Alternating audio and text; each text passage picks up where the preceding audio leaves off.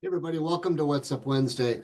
This week I'm going to do something that I haven't done in the past, and I'm going to be a little bit critical, and it may not be accepted by everybody very well, but I want to preface it with this. I've done a lot of What's Up Wednesdays on topics like mentoring, professionalism, how to prepare a resume, how to interview, and I understand that not everybody looks at things the same way.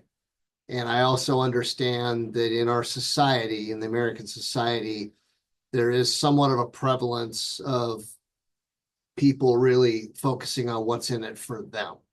It's about them.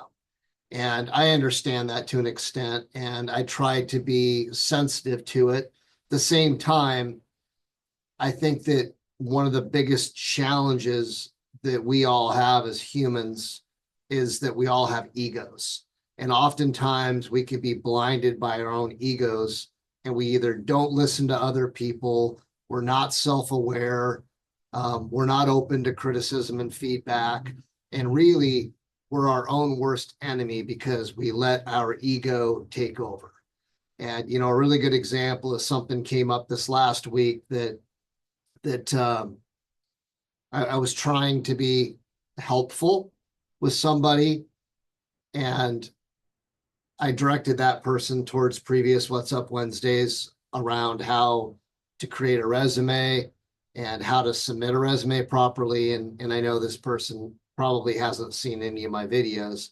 So I kind of directed the person that way and also offered to help that person with some pointers on how to make the resume stronger.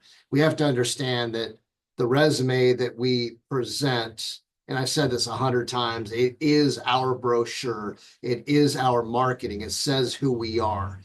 A really good, solid resume is going to get noticed and people are going to get interviewed. A not so great resume is going to get tossed to the side. So, as I've said 100 times again, grammar, punctuation, spelling, formatting, all of those things are are huge issues. And I encourage everybody to get a professional resume writer to help them with their resume. And it's 200 to 300 bucks on average, but I'd actually recommend people who tend to move around and switch jobs quite a bit to spend more than that to make sure that they have just a beautiful, clear, uh, concise resume that speaks to the people looking at it. Because the second that we see formatting inconsistencies and punctuation and grammar issues, many of us, depending on the role, we throw that resume out right away.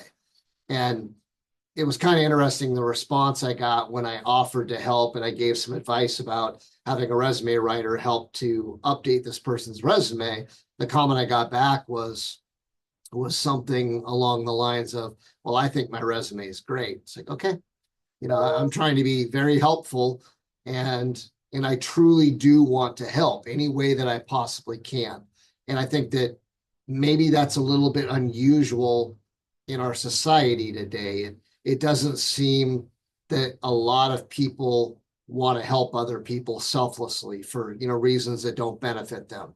Why would somebody do that, right? And instead, that helpfulness can be misinterpreted as somebody being critical or criticizing that person instead of truly wanting to help them in some way. And it is a little bit frustrating because that ego can cause so many issues.